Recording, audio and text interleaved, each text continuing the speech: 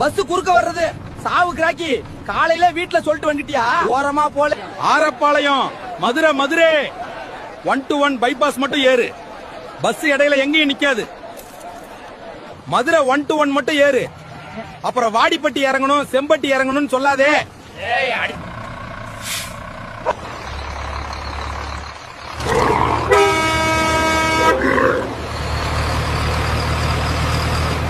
ஏம்பா சிங்கம், நீ என்னதான் காட்டுக்கு ராஜாவா இருந்தாலும் 2 ஆள் உட்கார சீட்ல நீ ஒரு ஆள் உட்காருவியா?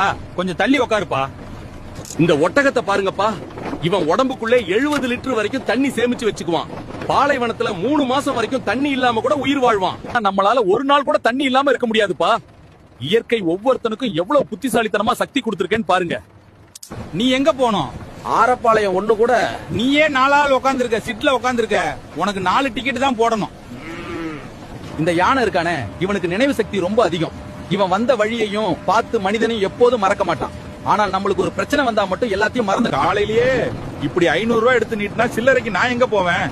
நீ எந்த ஊர் போகணும்? செம்பட்டி ஒண்ணு கொடு. மண்ட பையில, இது 1-1 மதுரை போறதுடா. பைபாஸ்ல இறக்கி விடுறேன். 3 கிலோமீட்டர் நடந்தே போ, உனக்கு உடம்பாவது குறையட்டும். என்னப்பா வாத்து, ரொம்ப நாளா ஆளையே காணோம். தண்ணி வத்துனாதான் குளத்தை விட்டு வெளியே வருவியா? என்ன விஷயமா மதுரைக்கு போற? என் சித்தப்பா பொண்ணு வயசுக்கு வந்திருக்கு, அதான் பாக்க போறேன். சரி சரி, பார்த்து பத்திரமா போயிட்டு வா.